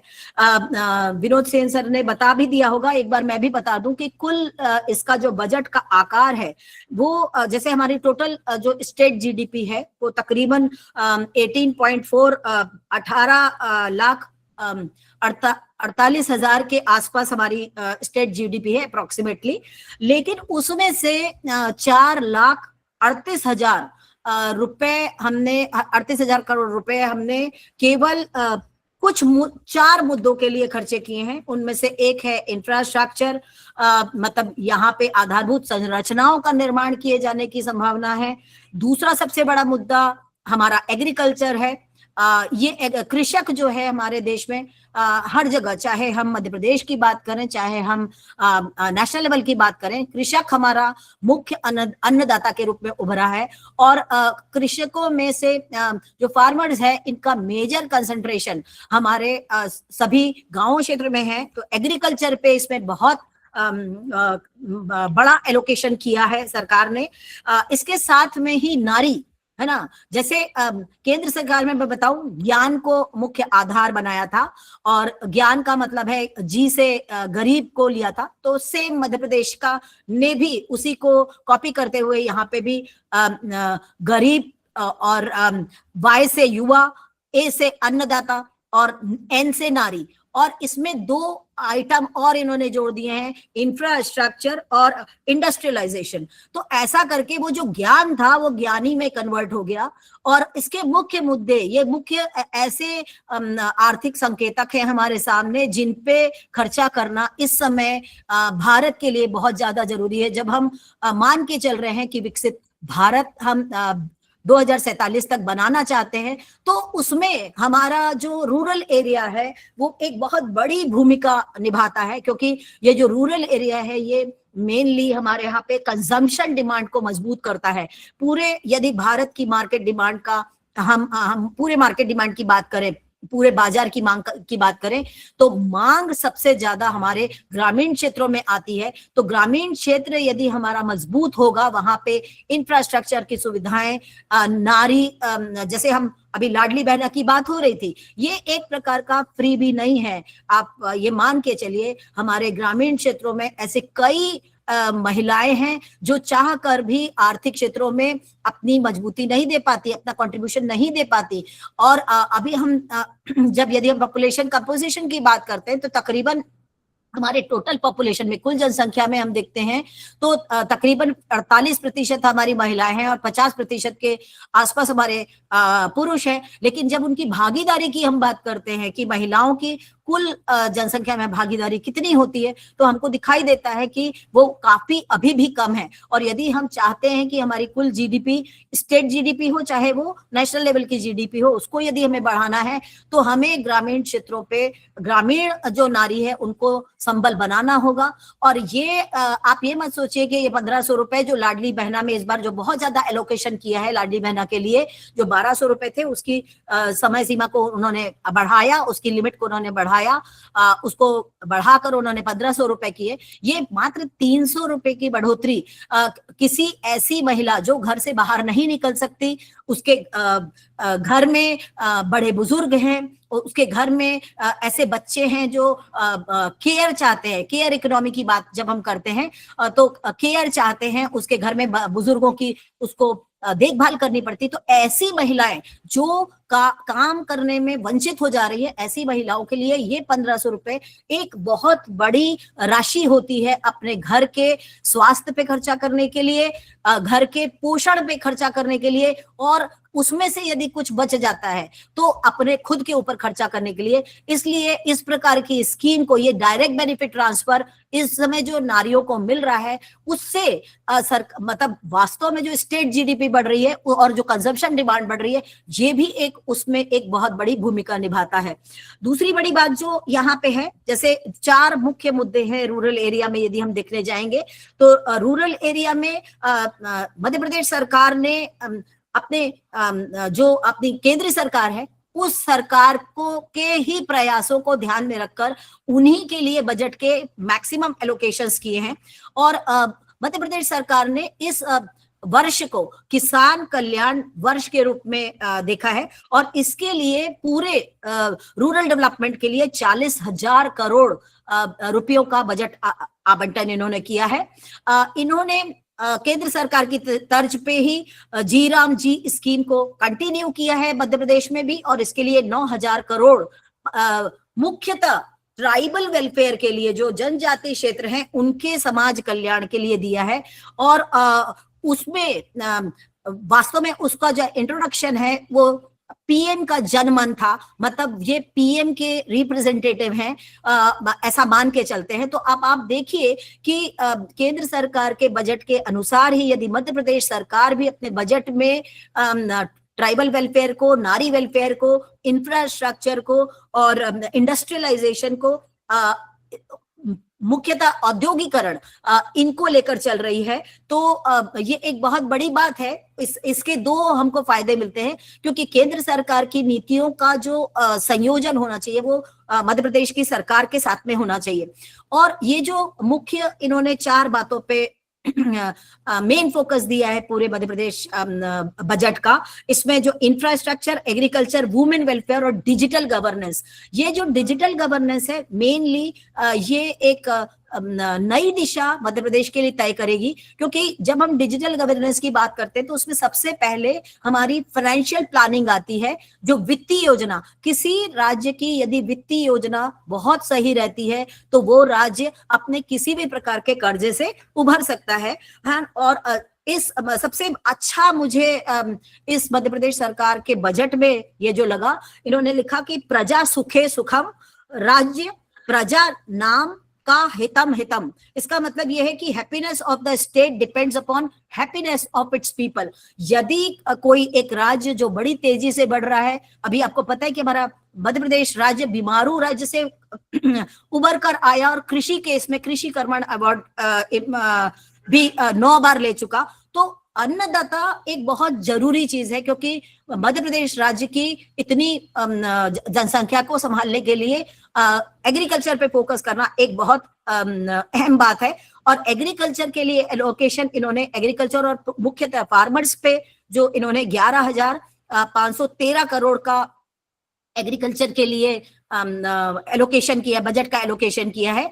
और हमेशा एग्रीकल्चर हमारा क्या होता है कि मानसून पे निर्भर रहता है, तो इसमें सरकार मानसून पे निर्भर ना हो तो इरिगेशन के जो प्रोजेक्ट्स हमारे होंगे, जो पानी की सुविधा को मुहैया करवाएंगे, और उसके ऊपर सरकार ने सीधे फार्मर को 3,000 करोड़ दिए हैं। और इसमें प्रत्येक जो फार्मर रहेगा उसको मुख्यतः सोलर पंप लगाने के लिए, अपने खेतों में सोलर पंप मतलब पानी की सुविधा और सिंचाई की सुविधा सुनिश्चित करने के उद्देश्य से उन्होंने इसमें 3,000 करोड़ रुपए का एलोकेशन किया है। ये एक बहुत सार्थक कदम है सरकार का। दूसरा एक बहुत अहम मुद्दा जो सरकार ने रूरल डेवलपमेंट के लिए लिया है वो इंफ्रास्ट्रक्चर का है। और इंफ्रास्ट्रक्चर को जब हम देखते हैं तो उस पे जो एलोकेशन सरकार ने किया है वो 12,690 करोड़ रुपए का किया है। और ये मुख्यतः ग्रामीण क्षेत्रों में सड़कों की पहुंच हो जाएगी तो उससे आवागमन की सुविधा होगी। जो हमारा फार्मर अभी वहां अपने ग्रामीण क्षेत्रों से उसकी उपज को मंडियों तक या शहरी क्षेत्रों में नहीं ला पा रहा है, तो इससे मार्केट पे फेलवर की भी समस्या निजात मिलेगी। क्योंकि बाजार की विफलता सबसे बड़ी चीज उसको उसकी फसल का सही मूल्य मिल रहा है या नहीं मिल रहा है इस पर निर्भर करती है। और यदि एक कृषक को उसकी बाजार का उचित मूल्य मिल जाता है, उसकी पहुंच बाजार तक हो पाती है, तो वो आसानी से अपनी उस उपज को जो वास्तव में शहरों में कीमतों पे जिस कीमतों पे अनाज बेचा जा रहा है उसको अपने अनाज को उस कीमत पे बेच पाएगा। और इससे जो हमारा एक बहुउद्देशीय बोलना चाहिए कि हमारा जो एम है कि हम फार्मर्स की इनकम को दुगना करना चाहते हैं, तो ये दुगना करने में भी हमको सफलता मिलेगी। एक तीसरा बड़ी जो बात इन्होंने अपनी करी है कि ग्रामीण क्षेत्रों में इन्होंने हाउसिंग और सोशल वेलफेयर मतलब सामाजिक कल्याण और हाउसिंग पर इन्होंने एक तीसरा एलोकेशन बहुत किया है। और इस पे इन्होंने 6,850 करोड़ रुपए पीएम आवास योजना के तहत दिए हैं। आपको बता दें कि पीएम आवास योजना से आज ट्राइबल एरिया में जिन लोगों के खुद के कच्चे मकान थे वो अब हमारे सामने परिवर्तित होते हुए दिखाई दे रहे हैं पक्के मकानों में। लेकिन हमको यहाँ पे ये भी देखना पड़ेगा कि जब हम ट्राइबल डेवलपमेंट की बात करते हैं तो हम ट्राइबल का डेवलपमेंट कैसा चाहते हैं। हम उनको विकास की मुख्य धारा से जोड़ना चाहते हैं, लेकिन विकास की मुख्य धारा से जोड़ने में जनजातीय क्षेत्रों में जब विकास आता है तो कहीं वो शहरी चकाचौंध या जो बोलना चाहिए आज की जो सो कॉल्ड विकास की धारा है उससे मतलब आकर्षित होके कहीं अपनी पुरानी परंपरा को ना छोड़ दें, अपनी पुराने तरीकों का जो उनका तरीका जिसको हम बोलते थे स्थायित्व विकास की कल्पना उसको ना छोड़ दें। ये भी हमको देखने की जरूरत है। लेकिन फिर भी इन क्षेत्रों में हमको विकास करना जरूरी है। सड़कों को पहुंचाना, बिजली को पहुंचाना, पानी को पहुंचाना, ये सरकार की प्रथम जिम्मेदारी होती है। और मैं मानती हूँ कि सरकार यदि इसके ऊपर खर्चा कर रही है ग्रामीण विकास में तो ये एक बहुत अच्छा उनका प्रयास है। इसके साथ सरकार ने केंद्र सरकार की तर्ज पे ही जी राम जी स्कीम को दिया है, जो हम मनरेगा की स्कीम जो है हमारी विकसित भारत की जो आजीविका मिशन की और NRLM जो आजीविका मिशन है, इसके लिए सरकार ने बहुत 621 करोड़ रुपए दिए हैं। और मेनली इस 621 करोड़ में उन्होंने ये बोला है कि इसका अधिकतर प्रयोग जो है हम एनिमल हस्बेंड्री और काउ प्रोटेक्शन के लिए करेंगे। तो आप ये देखिए कि ग्रामीण क्षेत्र हमारा पूरा का पूरा, हमारी जो ग्रामीण अर्थव्यवस्था है वो मतलब काउ डंग, मतलब जो बोलना चाहिए कि गाय को पूजती ही नहीं है, पर गाय से दूध और उसका जो गोबर होता है उससे कई प्रकार के जो बाय प्रोडक्ट्स बनते हैं।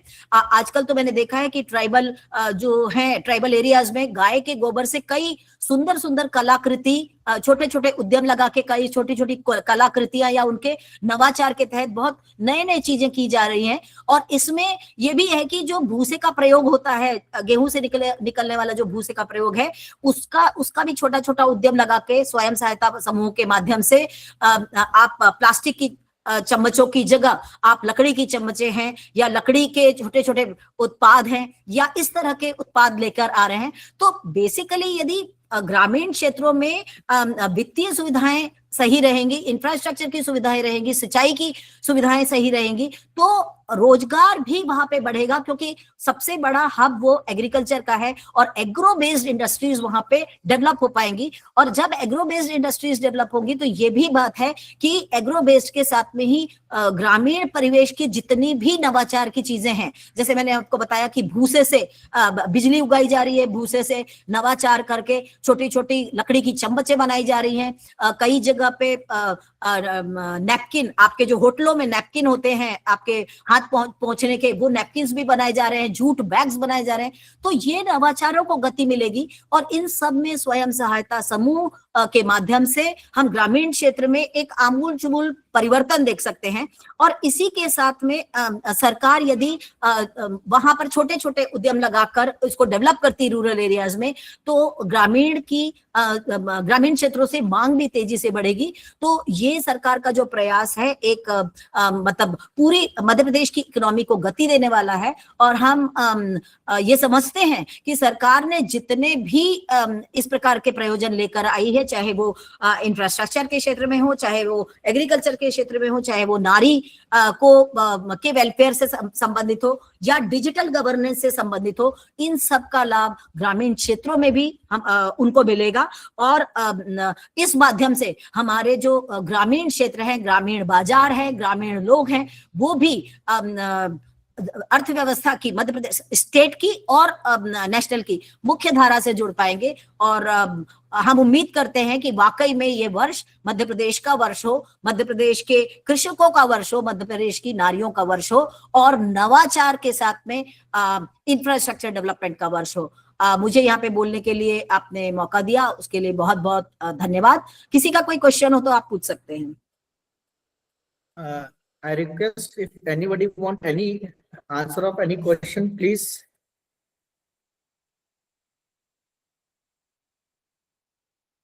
ग्रामीण विकास बजट से जुड़ा अगर किसी का कोई प्रश्न हो, वैसे मैम मुझे लगता है कि सबको बहुत स्पष्ट रूप से समझ में आया है। जिस तरीके से क्लैपिंग समर्थन हो रहा है, निश्चित रूप से बड़ा विषय। और आपने नीचे से लेकर ऊपर तक की बात की, स्टेट से लेकर सेंटर तक की बात की है। इंफ्रास्ट्रक्चर मजबूत होगा तो एम्प्लॉयमेंट आएगा। आपने प्रधानमंत्री आवास से लेके कृषि और सिंचाई की बात की है, सभी पहलू आपने छुए हैं। फिर मुझे लगता है कि ये विषय फिर भी मैं आपने समय दिया और हमारे इस प्लेटफॉर्म पे आए। सीजी इकोनॉमिक एसोसिएशन आपका धन्यवाद करता है, युवा आर्थिक परिषद आपका धन्यवाद करता है इस प्लेटफॉर्म के माध्यम से, और आपके ज्ञान हम नीचे तक पहुंचा पाए।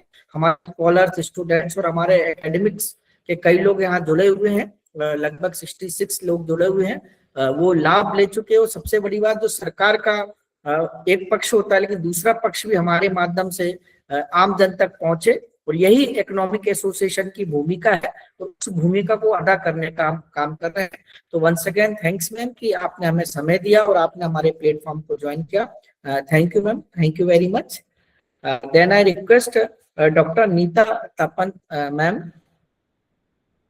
Doctor Nita Tapan ma'am.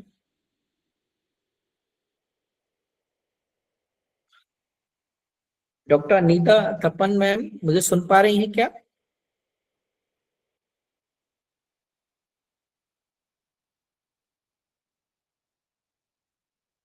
Hello ma'am join तो हैं। हाँ या मैम, आप मुझे सुन पा रहे थैंक यू हैं? Ma'am, thank you very. हाँ बिल्कुल मैम, हम आपको सुन पा रहे हैं और निश्चित रूप से हम सब आपका मार्गदर्शन से कुछ सीख भी पाएंगे, हमारे स्कॉलर्स स्टूडेंट्स इस प्लेटफॉर्म के माध्यम से, क्योंकि समय भी कम है और हमें अनेक वक्ताओं को तो वैसे हमने कल भी मौका दिया है मैम, और आपके लिए पर्याप्त समय है। कल भी हमारा ये सेशन 5 बजे से रहेगा, जिसमें हम छत्तीसगढ़ और नेशनल पर चर्चा करेंगे। मैं ज्यादा समय न लेते हुए, हमारे इसमें तपन मैम है, आप इकोनॉमिस्ट हैं और आप उज्जैन से हैं मैम। मैं आपका स्वागत करता हूं और आपसे निवेदन करता हूं कि हम सबको संबोधित करें बजट के बारे में, प्लीज मैम। जी जी जी सभी को बहुत नमस्कार।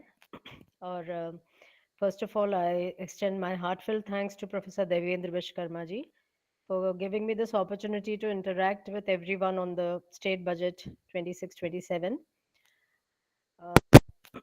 अब क्योंकि यहाँ पर 3 वक्ता पूर्व में बोल चुके हैं और मुझे लगता है कि हमारे प्रथम वक्ता ने थोड़ा यूनियन बजट को एड्रेस किया था और द्वितीय वक्ता ने एजुकेशन हेल्थ पर बात की और हमारी तृतीय वक्ता ने रूरल डेवलपमेंट पे बात की है। तो कोशिश करूंगी कि मैं इन मुद्दों को छोड़कर जो शेष बजट के कुछ हाइलाइट्स हैं उन पर अपनी बात रख सकूं। रूरल डेवलपमेंट में आप लोगों ने देखा ही कि क्योंकि ये किसान वर्ष, पहली बात तो मैडम ने बता ही दिया है आपको कि ये ज्ञानी के कॉन्सेप्ट को लेकर ये बजट हमारा सामने आया है और इसके साथ में हमारे जो किसान वर्ष, इसको किसान कल्याण वर्ष घोषित किया गया है। तो जाहिर सी बात है कि इसका जो मेन फोकस है हमारे इस साल के मध्य प्रदेश के बजट का, वो ग्रामीण क्षेत्र पर है। तो हम सब देख ही रहे हैं कि उसमें प्रोत्साहन राशि बढ़ाने के साथ में और एग्रीकल्चरल कोऑपरेटिव सोसाइटीज के साथ में जितना भी हम लोग इस पर भावांतर योजना, क्रॉप इंश्योरेंस की बात की गई, सूर्य मित्र योजना की इसमें बात की गई है। साथ ही एक इसमें मैं कुछ बातें और ऐड करना चाहूंगी कि जैसे यूनियन बजट की तर्ज पर हमारे इस स्टेट बजट में थोड़ा सा जो पैराडाइम शिफ्ट हम लोग देखते हैं कि अब हमारा जो अलाइड सर्विसेज है उस पर भी थोड़ा जोर है इस बार, हॉर्टिकल्चर पर, फिशरीज पर, पशुपालन पर, ये सब हमारी जो एरियाज हैं इन पर अब हमारा थोड़ा ज़्यादा दबाव है, क्योंकि अब हम समझ पा रहे हैं कि कृषि का ये अलाइड सेक्टर हमें ज़्यादा इनकम दे रहा है और इसमें ज़्यादा नवाचार और ज़्यादा वैल्यू चेन्स स्टैब्लिश करने की संभावनाएं हैं। और कृषि का, हालांकि जब हमारा 25-26 का पूरा इकोनॉमिक सर्वे आया है तो अभी भी हमारा प्राइमरी सेक्टर का जो कंट्रीब्यूशन है हमारे स्टेट जीएसडीपी में वो अच्छा खासा है और जाहिर सी बात है इंडस्ट्री के बाद टर्शियरी सेक्टर, सर्विस सेक्टर का सबसे ज़्यादा है। लेकिन वही कि हमें हमारा जो दबाव रोजगार पर घटाना है, मतलब एक प्रति जोत पर हमें जो पर होल्डिंग अपना एक एम्प्लॉयमेंट का दबाव घटाना है, उसको रहते हुए हमने अलाइड सेक्टर पर बहुत जोर दिया है। एक और चीज यहाँ जो मुझे लगता है बहुत इम्पोर्टेंट हुआ है कि 1 लाख लोगों को, 1 लाख किसानों को सोलर पंप्स देने वाली है सरकार, उसका प्रस्ताव रखा गया बजट में। I think this is not just a move towards green economy, लेकिन इसके साथ एक बहुत इंपॉर्टेंट चीज है कि जो इलेक्ट्रिसिटी के बहुत बढ़ते बिल हैं हम उसका दबाव कम कर पाएंगे। और मैं समझती हूँ कि इससे जो बटने वाली इलेक्ट्रिसिटी या बिजली के जो सब्सिडीज सरकार पर जो दबाव पड़ता है बिजली की सब्सिडीज देने का, वो भी कम होगा इन सोलर पंप से। तो ये एक महत्वपूर्ण हिस्सा हमारा रूरल डेवलपमेंट का हो जाता है। साथ ही मैं अब यहाँ पर बात करूंगी क्योंकि बाकी सारे क्षेत्र काफी कवर कर लिए गए हैं। तो अर्बन डेवलपमेंट बहुत अजीब बड़ी बात है कि अब सरकार का, यूनियन मतलब केंद्रीय सरकार का भी और स्टेट गवर्नमेंट का भी, क्योंकि आप बहुत सारा अलाइनमेंट देखेंगे हमारे इस मध्य प्रदेश के बजट में और यूनियन बजट में, और उसमें अभी का जो ज्यादा जोर आ रहा है वो आप ये देखेंगे कि 2 बातें इसकी, एक पॉलिटिकल इसका वो भी है इंक्लिनेशन, और एक हमारा जो 16वां वित्त आयोग आ रहा है, तो फोर्थ कमिंग 16वें वित्त आयोग को 16th फाइनेंस कमीशन के मद्देनजर, और दूसरा हमारे नगरीय निकाय के चुनाव, पंचायत और नगरीय निकाय दोनों के चुनाव ही भी होने वाले हैं। तो इनके मद्देनजर रूरल एरियाज और अर्बन एरियाज पर पर्याप्त जोर दिया गया है। कृषि और ग्रामीण क्षेत्र पर तो जोर दिया जाता रहा है पिछले कई वर्षों से, पर अभी हाल ही में अर्बन सेक्टर पर, क्योंकि हम लोग, आपने जैसा ज्ञान में देखा कि डबल आय जुड़ चुका है, तो इंफ्रास्ट्रक्चर का बहुत सारा हिस्सा यूनियन बजट में भी और स्टेट बजट में भी इंफ्रास्ट्रक्चर पर जा रहा है। तो उसमें हमारा आपने देखा कि एक आरोप लग रहा है सब स्टेट्स पे कि हम लोगों का जो ऋण है उसका भार बहुत बढ़ रहा है, और एक चेतावनी भी हमें मिली है इसमें हमारे इकोनॉमिक सर्वे में, जो 25-26 का आर्थिक सर्वेक्षण है, कि हमें घटाना होगा अपना थोड़ा सा रेवेन्यू, जो बजट है उसको कम करना होगा, और प्रोडक्टिव या कैपिटल इन्वेस्टमेंट्स हमें बढ़ाने होंगे। लेकिन उसके बावजूद भी, इन सब चेतावनियों के बावजूद भी, हमारा जो वित्त आयोग है उसमें 41% डेवल्यूशन हुआ है सब स्टेट्स के लिए। तो हमें जो ये पैसे का या वित्त का भार हमारे, मतलब हिस्सा हमारे स्टेट के आया है, ये बहुत बड़ी बात है। और इसके साथ में जो मध्य प्रदेश सरकार ने अपने बजट में अर्बन डेवलपमेंट की मुख्यतः सारी बातें की हैं, तो उसमें पहली बात तो ये कि एक बहुत लॉन्ग टर्म गोल हमारे मुख्यमंत्री और वित्त मंत्री लेके चल रहे हैं कि वो हमारे स्टेट को $2 ट्रिलियन इकोनॉमी में कन्वर्ट करना चाहते हैं जल्दी ही। तो इस महत्वाकांक्षा के चलते उन्होंने बहुत अधिक जोर दिया है कि वो किस तरह से कैपिटल एक्सपेंडिचर कर सकते हैं, कितना निर्माण कार्य हमारे यहाँ हो सकता है। तो इसमें हमारे यहाँ रोड्स को, सड़कों को, पुल, मतलब ब्रिजेस, जल जीवन मिशन और रेलवे ओवर ब्रिजेस, इन सब पर बहुत बड़े बड़े एलोकेशंस हुए हैं। और इसके साथ में अगर हम लोग बात करें कि क्योंकि हम मध्य प्रदेश की बात कर रहे हैं, तो मुझे लगता है थोड़ा सा माइक्रो लेवल पर जाकर हमको जोन लेवल जो अलोकेशंस है उनको भी एक बार देख लेना चाहिए। तो जाहिर सी बात है, मुख्यमंत्री जी भी उज्जैन से हैं, सिंहस्थ का महत्व भी है, तो सिंहस्थ को 3060 करोड़ रुपए का प्रावधान पूरा सिंहस्थ की तैयारी के लिए किया गया है। सबसे ज्यादा पैसा ही इंदौर और उज्जैन को मिला है इस बजट में। तो इसमें हमें इंदौर संभाग को जो इकोनॉमिक कॉरिडोर है उसके लिए काफी सारा हमारा 2360 करोड़ रुपए का प्रावधान है, और इसमें हमारा वही जो पीथमपुर और इंदौर का कॉरिडोर है वो हमारा प्रपोज्ड है। भोपाल संभाग में भी कई हमारे सिंचाई प्रोजेक्ट्स दिए गए हैं, तो हम लोग अब उसमें भी आगे बढ़ने वाले हैं, क्योंकि उसमें पार्वती रिंसी प्रोजेक्ट है और अन्य और भी प्रोजेक्ट्स हैं यहाँ पर इरिगेशन के। जबलपुर में आप जानते हैं कि एक बड़े फ्लाईओवर प्रस्तावित है, उसके लिए 350 करोड़ रुपए दिए गए हैं। अभी जैसे बात हुई थी, हमारे प्रथम वक्ता ने बोला था कि मेडिकल टूरिज्म, तो हमारे मध्य प्रदेश में हमारे यहाँ हम लोग, we can be very proudly say that we are a heritage state and a state of temples. तो हमारे यहाँ टेम्पल टूरिज्म को बहुत बल दिया गया है हमारे यहाँ, और ऐसे में हमारे यहाँ खजुराहो ओरछा जो वैश्विक पर्यटन के रूप में उस स्थल को जो विकसित करने की बात है, तो उसके लिए भी विशेष प्रावधान रखे गए हैं इसमें। और यहाँ पर हमारे यहाँ ग्वालियर को जो है वहाँ पर एक टेलीकॉम मैन्युफैक्चरिंग जोन बनाने की, TMZ बनाने की योजना है। तो चाहे वो रीवा शहडोल हो, वहाँ पर रोड और पुल का निर्माण है, नर्मदापुरम है, मतलब चाहे वो हमारे ट्राइबल एरियाज हों, अर्बन एरियाज हों, सब जगह हमारे यहाँ काफी अर्बन डेवलपमेंट के लिए बड़े बड़े प्लान्स हैं, सड़कों के लिए बहुत सारा प्लान है, रोपवेज के लिए। तो कुल मिलाकर यहाँ पर मैं सिर्फ ये कहना चाहूंगी कि एक जोन का बैलेंस तो हमें इस बजट में पूरा दिखता ही है, जोनल बैलेंस, जिसमें हम लोग बोलेंगे कि हाँ, मालवा को उन्होंने एक टूरिज्म सर्विस हब बनाने की कोशिश दिखाई देती है, बुंदेलखंड को एक इंडस्ट्रियल ग्रोथ जोन बनाने की दिखाई देती है कोशिश, और ग्वालियर को एक मैन्युफैक्चरिंग नोड बनाना चाहते हैं वो, और ट्राइबल बेल्ट्स में वेलफेयर फोकस्ड एरियाज है। जैसे आपको मालूम है मजरा टोला एक सड़क योजना है, उसके लिए भी कुछ 21,000 कुछ करोड़ रुपए उसके लिए भी आवंटित किए गए हैं। तो हम जब इस तरह से करते हैं तो हम लोग इको टूरिज्म भी डेवलप कर सकते हैं। इस तरह के धरती आबा स्कीम के लिए काफी पैसा दिया गया है। तो ये सारी जो आवास योजनाओं के लिए या ये जो कनेक्टिविटी की और ये सारी बात है, लेकिन यहाँ पर एक बहुत बड़ी बात है कि सिंहस्थ और ये इस तरह की चीजों के लिए बहुत सारा निर्माण कार्य, क्योंकि मैं उज्जैन से हूं, तो मैं आपको बताना चाहूंगी बड़े पैमाने पर घरों को होम स्टेज में कन्वर्ट किया जा रहा है, बहुत सारे होटल्स खड़े हो रहे हैं।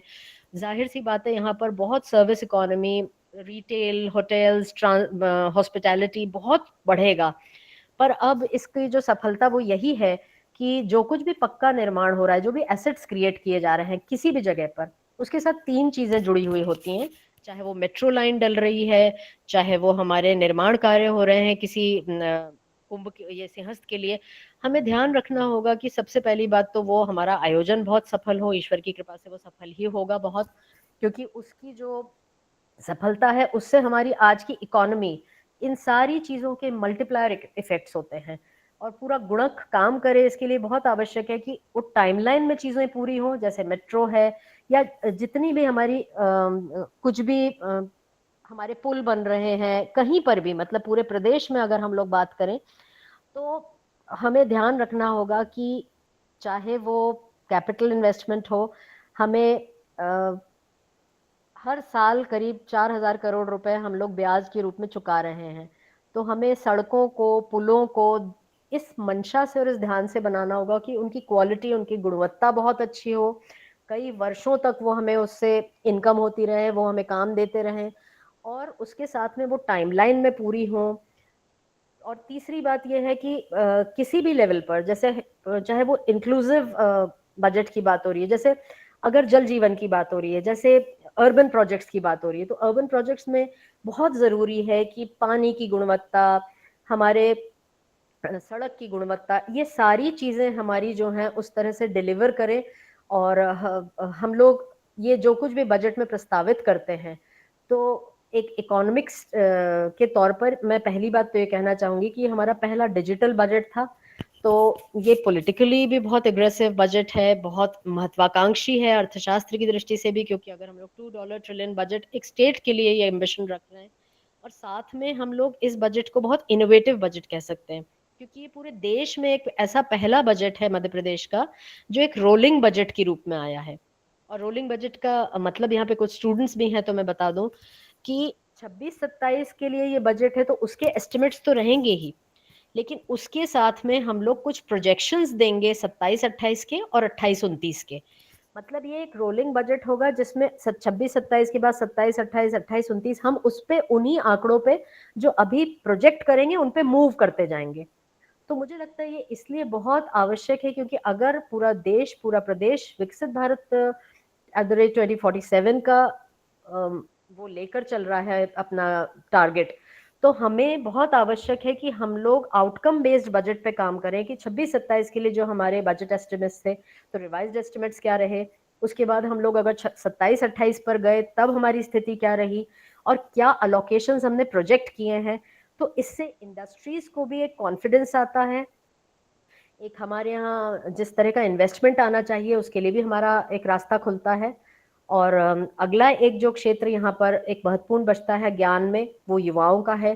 तो since 28% of our population comprises of youth, तो बहुत महत्वपूर्ण बात है कि पूरा देश और पूरा प्रदेश, ये जो यूथ डेमोग्राफिक डिविडेंड है हमारा, जिसको हम लोग कहेंगे, हमको एक जनांकीय लाभांश मिल रहा है, एक युवा देश है, तो उसके तहत बहुत सारे इन्वेस्टमेंट्स किए जा रहे हैं जिनमें बहुत सारे लोन्स देने की बात है, स्कॉलरशिप्स देने की बात है, स्किल डेवलपमेंट की है, लेबर वेलफेयर रिफॉर्म्स हैं, और रिक्रूटमेंट ड्राइव्स होने वाली। स्पोर्ट्स पे बहुत बड़े प्रावधान इसमें किए गए हैं, और साथ में इसमें इंश्योरेंस पे, वृद्धों के लिए, मुझे लगता है हर उस पक्ष को एड्रेस करने की कोशिश की है कि ये इंक्लूसिव भी हो सके।